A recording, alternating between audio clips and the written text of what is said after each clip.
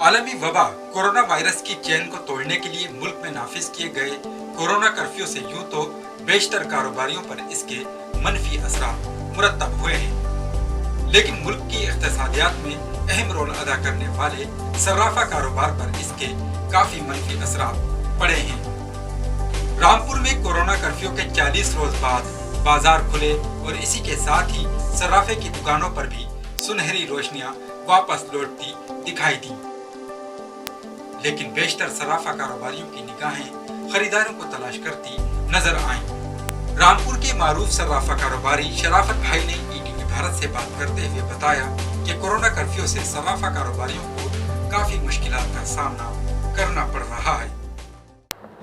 बनी थी दुकानें बंद थी तो क्या करेंगे, किस तरह परेशान का नुकसान आपको फेस करना पड़ा है? क्या जो आमदनी नहीं होती, किराया देना है, सब कुछ करना है, वो तो अपने पास से करना पड़ रहा था। किराया भी चढ़ रही है, बिजली का बिल भी चढ़ रही है। वहीं एसके ज्वेलर्स के शाहवेज खान ने बताया कि ये शादियों का मौसम था, लेकिन कोरोना कर्फ्यू की वजह से शादियां भी नहीं हो सकी और ज्वेलरी के काम का शादियों से अहम ताल्लुक है, जिससे उनका काफी नुकसान हो गया है।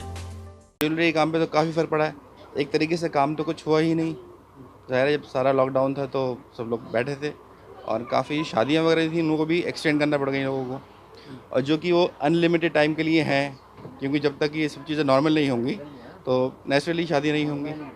तो इसको लेकर ज़ाहिर है काम पर तो बहुत बड़ा फ़र्क पड़ा है हमारा।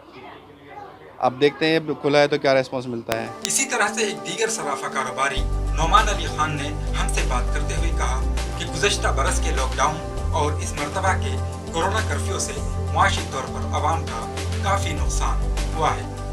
उन्होंने कहा कि जब आवाम मुआशी बहरान का शिकार है तो फिर वो कैसे ज्वेलरी की खरीदारी कर सकते हैं। ये समझ लो कि बस इस टाइम मसला बहुत ही ख़राब है और बहुत परेशानियाँ हुई हैं और दुकानदारी में बहुत बड़ा फ़र्क पड़ा है और पब्लिक वैसी परेशान है, तो पब्लिक की वजह से सारी दुकानदारी जो है वो पब्लिक की वजह से है, और पब्लिक जब परेशान है तो दुकानदार और व्यापारी कैसे खुश हो सकता है।